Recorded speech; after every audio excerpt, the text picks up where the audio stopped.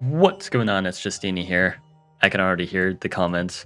Justeeni, this is the 10th time you've shown Fatal Rush to the class today, or whatever. I don't even know. But this is different. This is different. This isn't even me playing the game. This is the one and only Theetat.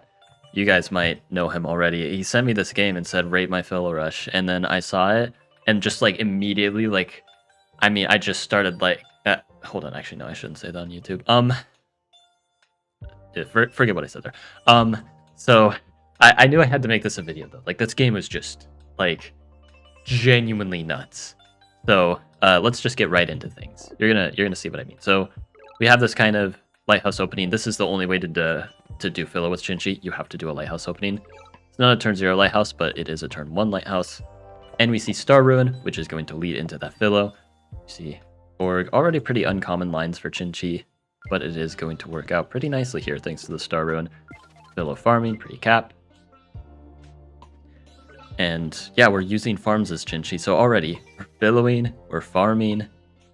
And yeah, you actually just have everything. Farming, now fishing. And again, this is just a mirror match. You're going to see some absolutely crazy things. So we're going to get that nice upgrade. Get that going there. Then riding pre-cap.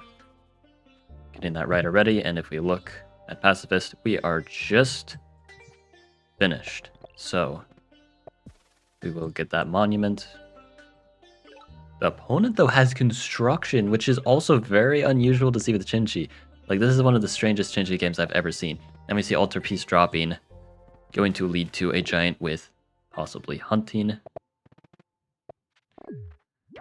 Now, rider kills. This was actually a really bad kill. Little mistake from the opponent. Can't retreat anywhere. So just basically trading units, but you're trading riders into their warriors, which is bad. You see mining instead of hunting. Makes sense. More mines to work with. Usually hunting is a good pickup tech for Chinchi, but in this case, mining is also quite good, especially since both are going to be pretty cheap thanks to Philo. Philo is going to do so much work here. And I know I say that like every time with Philo Rush, but like, you got to believe me, guys. Come on, please. Like, just please trust the process here. We see sailing, look at that, and again, Philo, only 11 stars. Normally it would be 16 stars. We save 5 stars on nav, and we're just going to save so many more stars and do so much. Construction now, because that is cheaper than it normally is. Like, all these tier 3 techs that are normally so expensive. Border growth, taking some really important space. This space right along here, this is something that this Chinchi could have taken with the border growth. We're stealing it instead, and that's going to be extremely important. Being able to take that space.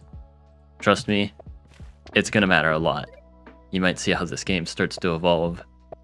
All these mounts here on lane, but then the markets drop. And because we kind of rushed Philo, we can't rush markets in the same way that they can, because they just beeline straight for markets, skipping Philo entirely. So they're going to get the markets up first, and they're pretty good markets, despite them being windmill markets. Lots of good windmills. We're going to see very strong markets. Now, Mindbender, though, defending against the Giant, we already have 2 Giants, but the Mindbenders are going to help heal even more if they advance like that. Markets are going to be developed, though. We're going to be way behind in economy. Not only that, we see our city counts actually not doing too well. We get Diplo pre-cap, though. Diplo, kind of as a response to the markets, knowing that they are going to have high-level cities. It's to be expected with Chinchi in general.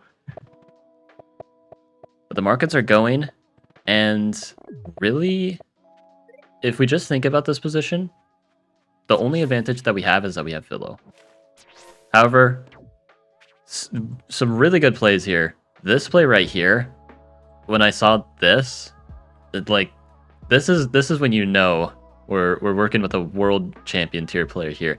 This play with the scout is so brilliant. If you don't put the scout here, then this cloak here doesn't work, because they just put their giant in the water, can't infiltrate. But with the scout here, notice how there's no units that can take out the scout except for the giant. But then if you put the giant, if you kill with the giant, you can't get in the port. You can't make a juggernaut. So then if you just put like a rider here, it's going to die. There's a scout here, plus a scout here, unless like you kill this, I guess. But then you could also juggernaut in. So if you put a rider there in the port, it dies. Giant can't go in the port. That means this cloak is guaranteed to infiltrate, all because of the scout play. If you don't do this, the cloak will not be guaranteed to infiltrate, and it can be played around pretty easily, in fact. And it's going to be absolutely important here. Giant kills, but it enables the cloak attack. Very worthy sacrifice. More giants, and one thing that we might be able to notice post-Explorer is a little assessment on the city count. So normally how things go is there's a bit of a dynamic with these. Normally the player with fewer cities wants to be getting markets, so then they don't get completely buried in the city advantage. But what we see here is we see this Chinchi has a city advantage, 7 cities to 5, so a pretty decent city advantage too. Markets, pretty good markets at that, a level 7 and a level 8. Haven't set up the rest of the markets, but these markets alone are very strong already. So, way more star per turn, more cities. The only thing we have going for us is Philo. That's it. Well, actually, not really. We have naval dominance as well. And we're going to have to fight against 3 potential port spots, which can send in a ton of giants per turn. And one other thing is cloak infiltrations are not going to be easy here. We have 1 city to target because they lack naval access. But luckily, it's hard for them to attack into us. But we need to keep the pressure up. And we basically are just relying on Philo and naval dominance to do that. As soon as we lose our naval dominance, even for a moment, it's over. We can see now Smithery, further developing, getting lots more giants. Pop Ruin, very nice here. Gonna allow for another giant if you want to port. Another cloak kit. And this cloak chain is just gonna be permanent, which is really important. See, windmill instead, that is a better play. Yeah, windmill is good. But all these cloaks already, but now the knights, unsurprisingly with the markets, because markets usually are a pretty nice way to deal with cloaks, because then you still have enough economy to actually start defending. Now we see a bunch of daggers. They're all kind of lined up in a chain though, especially with even more daggers coming down. All these are going to be able to get cleaned up nicely by the knight. And with this market economy, you're just going to be able to get more knights. See, the chain starts in this direction. So it's going to end all the way here, it looks like. Then you can promote. But then there's another cloak here, which cannot be reached, and that is aimed for the capital, but we do see a block. Is that going to be good enough? It looks like it will. More stuff going on here, market down there, setting up some more stuff.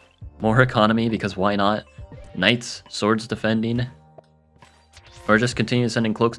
Get our first bomber going. More windmills, getting another giant. A little bit of hanging population though, but we have no plans for markets. None at all. No need for markets here.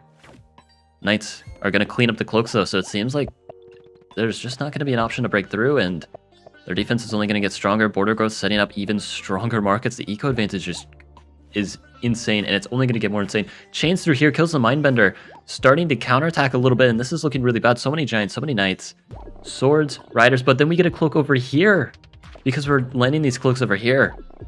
Out of reach because of these mountains, taking advantage of the really mountainous terrain for the opponent, as you would kind of expect that in a Chinchi match, yeah. But really using that to just sneak these cloaks out of nowhere. And the opponent building a ton of eco again. More giants. But I will say, units are kind of lacking. We would like to see some more knights trained. See a warrior rider. Really not ideal. More cloak attacks. Is this infiltration just going to be too much? I mean, you can unsiege, but the pressure, lots of pressure here. Giant siege here. More cloaks, more giants, bombers really getting set up to pressure really hard here. But able to barely take out this giant.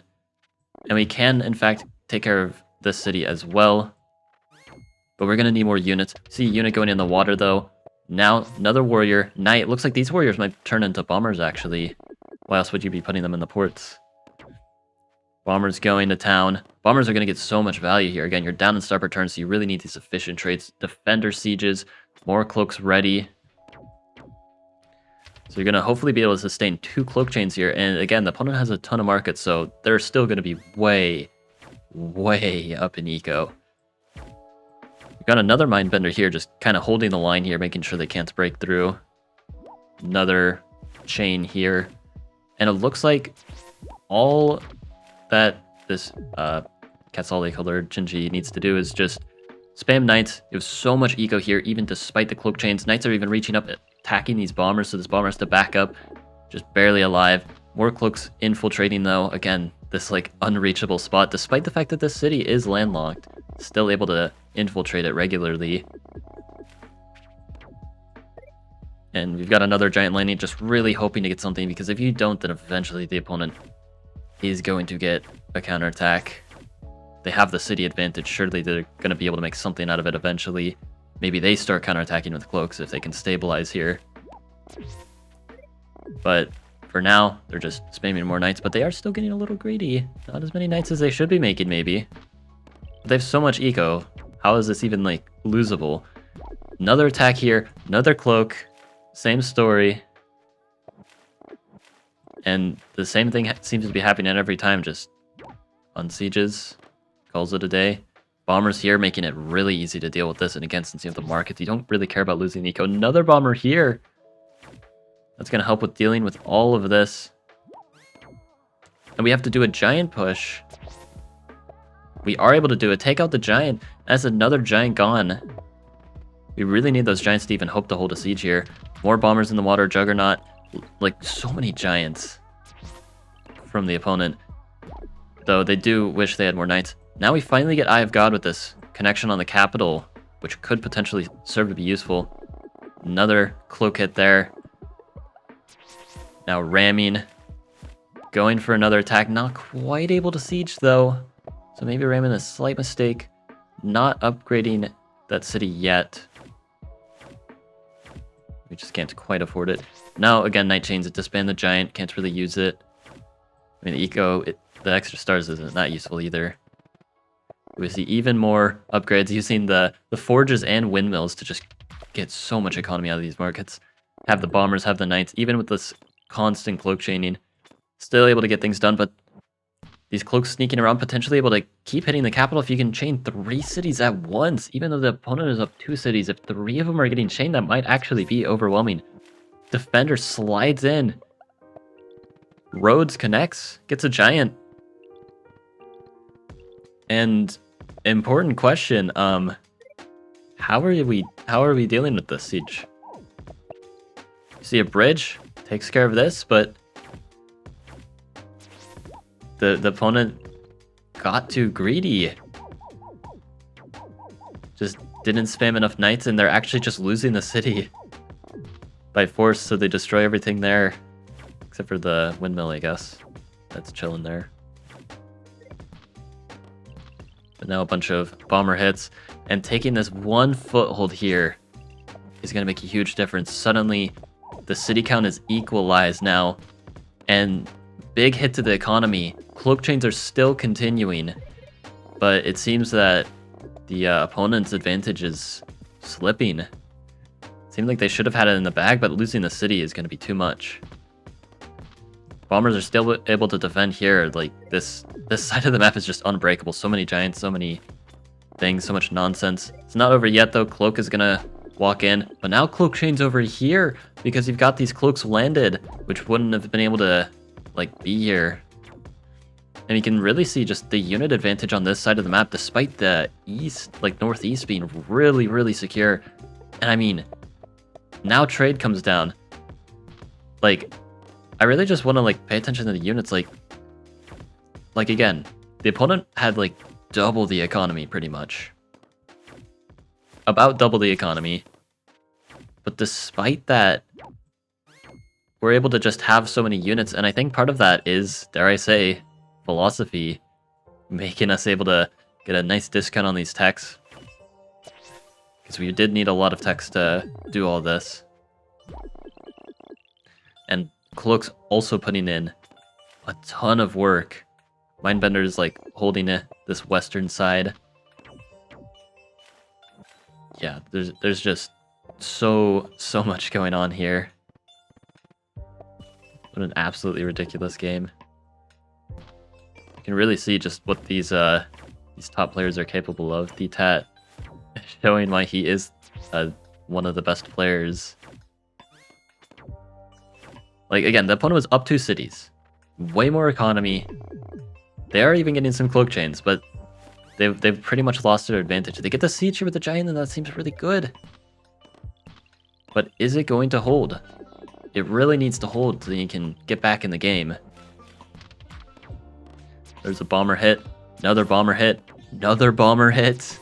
Another bomber. All these stars saved up.